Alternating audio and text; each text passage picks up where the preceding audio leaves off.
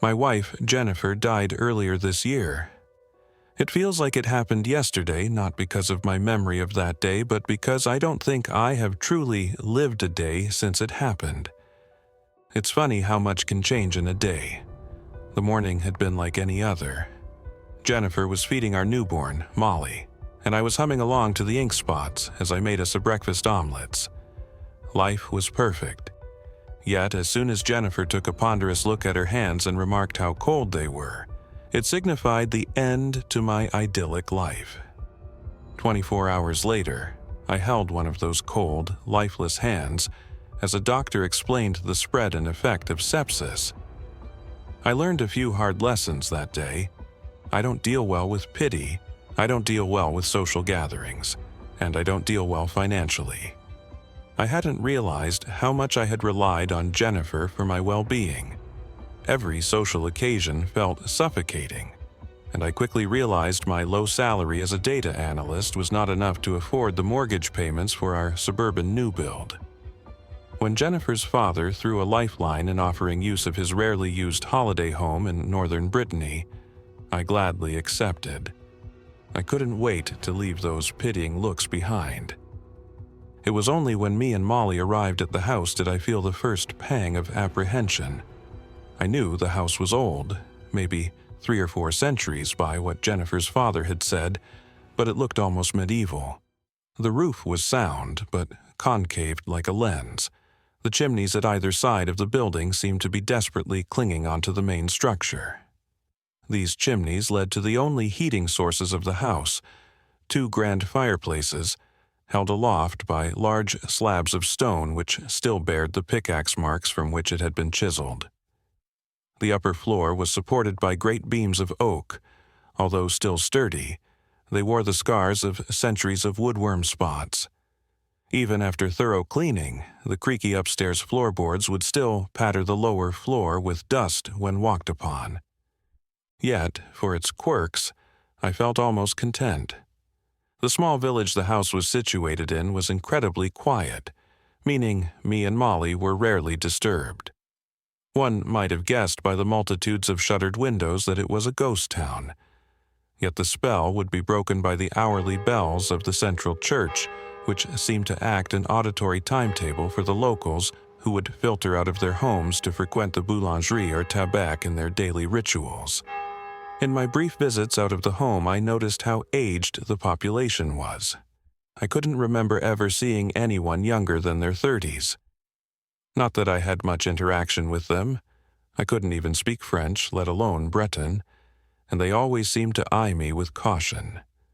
Coincidentally, the only English-speaking person in the village was my neighbor, an old lady named Dorian, who looked almost as ancient as the building itself lived in the house adjacent.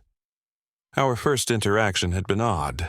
I'd just returned from the corner shop, Molly strapped to my front and shopping bag in hand, when, as I put the keys in the door, I heard the clip-clop of wood on stone. I turned to face an old woman wearing clogs, donning a black and white motel-y dress with a frilly hat to match. Before I had a chance to greet her, she pointed a gnarled finger at Molly, and in a thick Breton accent croaked, "Is the baby yours?" "Yes, she is. Her name is Molly," I replied cautiously. I didn't just find her now. I regretted my attempt at joke as Dorian's face furrowed into a stern glare. "This is no place for a child," she said coldly. "This house," I said, gesturing to the building. "It looks a bit shabby from the outside, but it's actually quite cozy on the inside, and—" Dorian cut me off by wagging her finger. No, this place is too dangerous for the child. We are too close to the chaos." For a moment I was confused as to what she meant, but then I realized she was referencing the valley that bordered the west side of the village.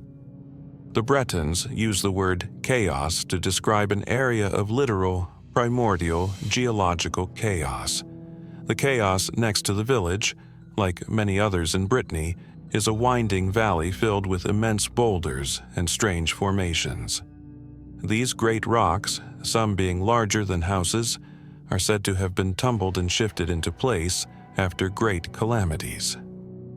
The ancient nature of these valleys has spawned countless myths of spirits and creatures who have roamed these areas before the age of man.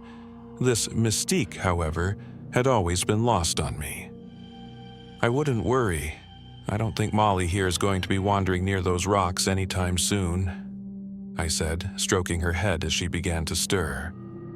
Dorian only shook her head. Her mother should be watchful. It's not what wanders in that one should worry, but what wanders out. Before I could query what she meant, Molly began to cry. Her mother is not with us anymore, I said quickly, feeling a sudden pang of anguish.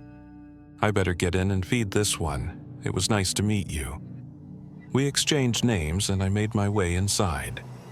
As I unpacked my shopping and began mixing up some baby formula, I felt my grief creep back into my psyche. I had been in Brittany 3 months, and I realized I hadn't thought of Jennifer at all this last week. Being so busy with work and taking care of Molly, I realized I hadn't had much time to think. Now, I was left alone with my thoughts. I remembered how greatly I missed her. The small things that were absent hurt the most. The way I would catch her in a jumping embrace when she returned from work. The smell of her on my pillows, and the way she would sing Molly asleep. These small things that together form the love for a person. Now, all I am left with is a memory. Molly's cries woke me from my mournful trance. "It's okay, Daddy is here," I said softly, as I lifted the bottle to her mouth for her to feed. "What am I going to do, Molly?" I whispered as her mother's green eyes peered into mine. I sighed and pulled her closer to me. "At least, I'll always have you." As if feeling my torment, Molly giggled and gave me one big, toothless smile. I smiled back. "Okay, you little rascal, time for bed. Daddy has some more work to do." I took Molly up to my bedroom to her cot, which was nestled in the corner by the window. "Sleep well, my little angel." I kissed her on the forehead and tucked her in. Downstairs in the sitting room, I kindled a fire, opened up my laptop, and returned to my work. I don't know how much time passed until I heard that first bump. I'd been wearing headphones, so I didn't know whether I had misheard at first. Then another, and another. I shot to my feet as I heard Molly begin to wail. I heard what sounded like frantic footsteps echoing from upstairs. "Molly?" I shouted as I began bolting up the staircase and into the bedroom. I had expected something, anything, but as I burst into the room, there was Molly, sound asleep in her cot. Had I imagined it? I stood in confusion as I felt a sudden breeze draft blow through the room. The window next to Molly's bed was slightly ajar. I was sure it hadn't been opened before. A low rumble of thunder emanated from the window. Rain began to patter quietly on the tiled roof. A strange tension filled me. I had never believed in ghosts, but this felt like something that a person who did believe in them would freak out about. Either way, whether it was a ghost or a rat, I suddenly felt very uncomfortable leaving Molly alone in that room. I carefully scooped Molly up from her cot and carried her back downstairs. She stirred as I entered the sitting room, and on sight of the baby milk bottle left on the side, she began incessantly reaching towards it. "Still hungry, are we?" I said to Molly as I laid her in the small crib by the sofa. "Okay, just one more then." I hurried to the kitchen to create another mix. As I re-entered the sitting room, I could see her eyes were locked on the bottle with a strange intensity. "Wow, you really like this stuff, huh?" I reached down to feed her the bottle, but she practically snatched it away from me with dexterity I'd never seen before, and began chugging the bottle down. "Whoa, settle down there, sweetie. You'll get a bad tummy." I tried to pull the bottle away, but she had a vice-like grip on the bottle. In sheer disbelief, I watched as the entire bottle's contents disappear in 10 seconds. As soon as she finished, she let out a small burp and threw the bottle from her crib. "Jesus Christ, Molly, where did that come from?" I said in shock. I had never seen Molly act such a way, or any baby for a matter of fact. Molly's green eyes locked with mine. Another rumble of thunder permeated through the room. A wave of uncanniness washed over me. Something seemed off. Molly seemed off.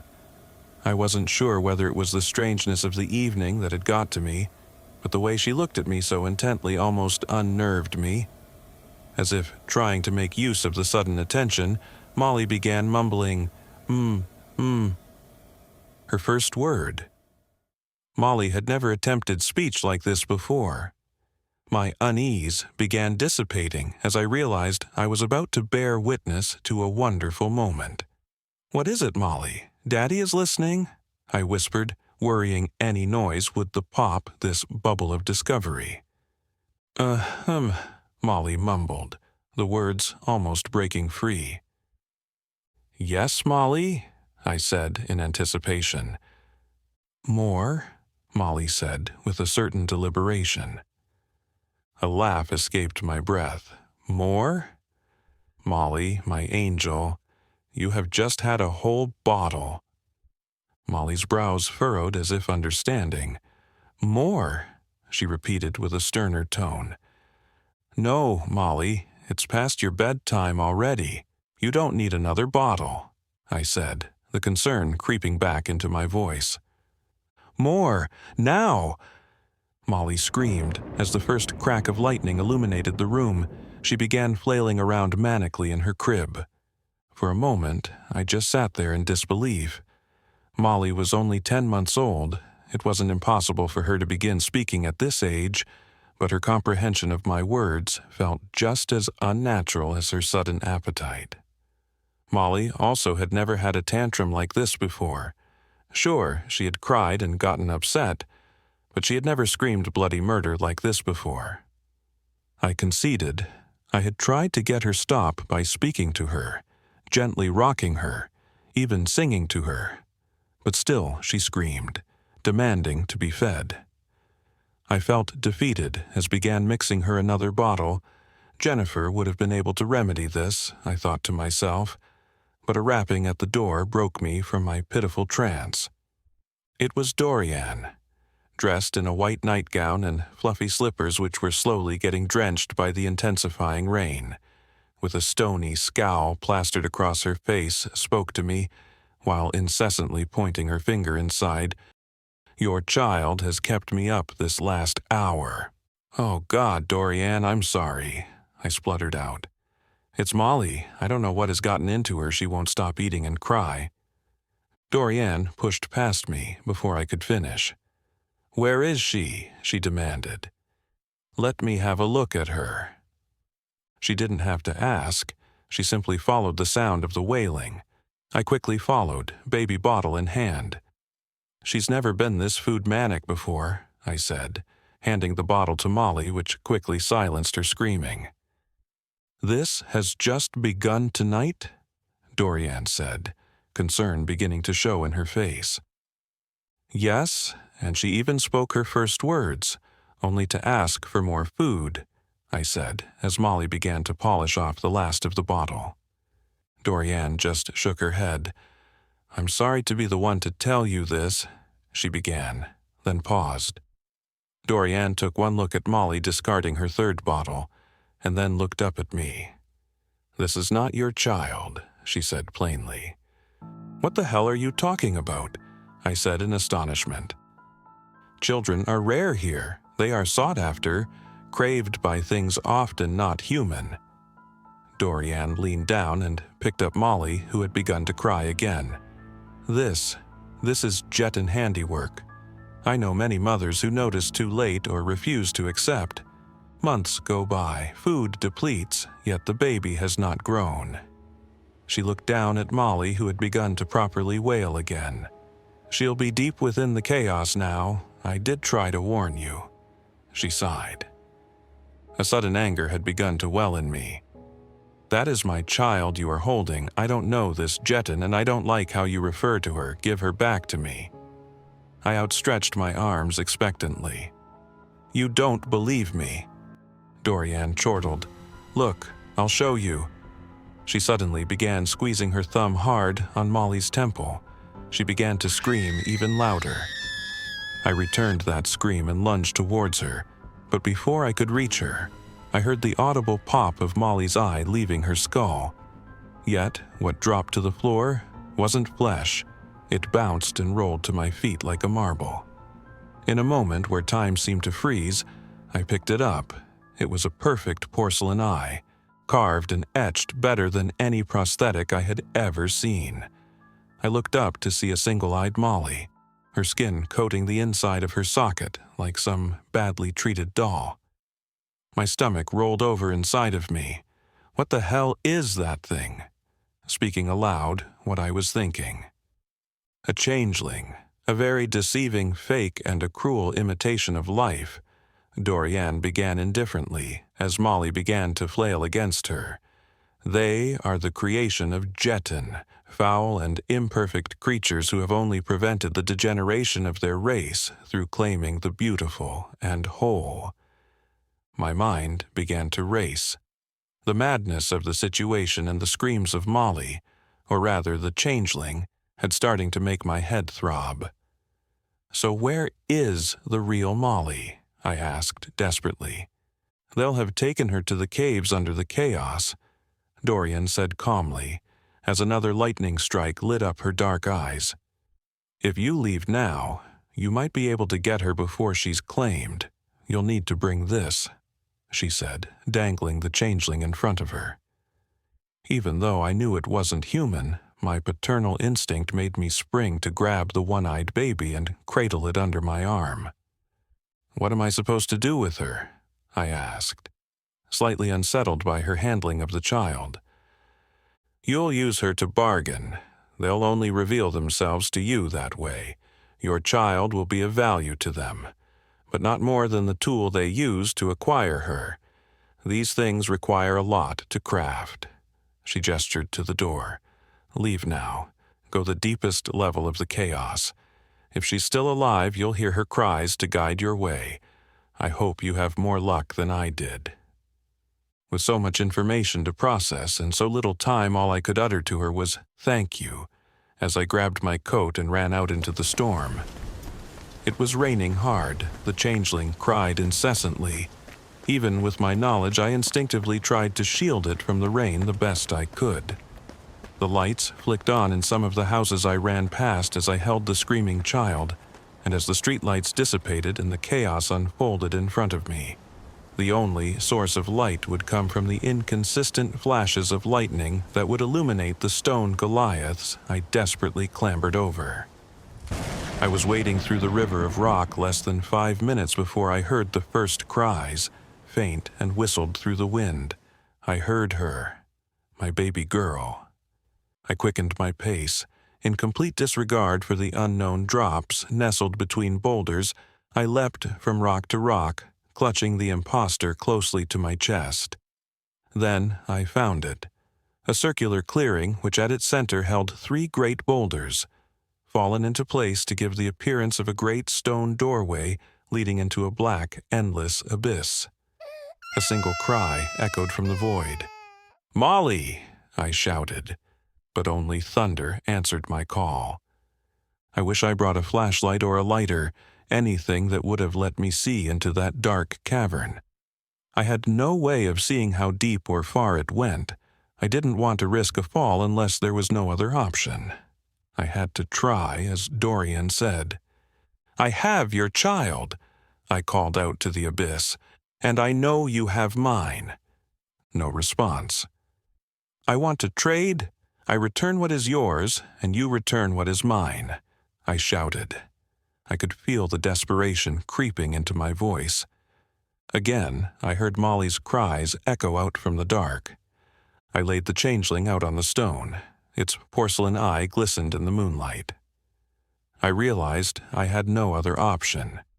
I grabbed a loose stone and raised it above my head. "I'll kill it. I'll kill your creation if you don't bring me mine," I screamed in a sickening, primal selfishness. I sickened me because I suddenly knew I would.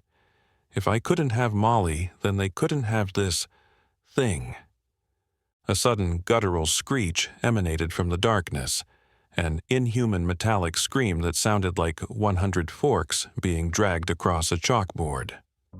"I'll do it, you fucking bastards," I yelled. The screams and cries of Molly from the cave seemed to sync with the abomination below me. "I'm going to give you till the count of 3, I said, my grip tightening on the rock. 1. Another hellish howl breaks from the dark. 2. The changeling looks up in a moment of terror. 3. A great crash of lightning strikes into a tree mere meters from where I was standing, blinding me with a light of sheer white for just a moment. As my vision clears, the rock still held aloft, I look down onto 2 green, beady eyes. I immediately cast the rock aside and scooped Molly up into my arms. I don't know how long I sat there, quietly sobbing and whispering sweet comforts into Molly's ears. But as the rain began to soak through my outer layers, I got up and made my way home. I don't remember getting home at all, nor going to bed. All I remember is waking up on my sofa and Molly cradled in my arms. There were a few dying embers left in the fireplace. I could see the morning sun creeping through the gaps of my window shutters. For a brief, comforting moment, I thought I had just experienced the most terrible of dreams. However, this spell was shortly broken, as when I glanced to my table, a single porcelain eye stared back at me. If you made it this far, you're braver than most. If the story left a chill down your spine, like the video, subscribe for more unsettling tales and comment below. Do you think Molly was ever really human?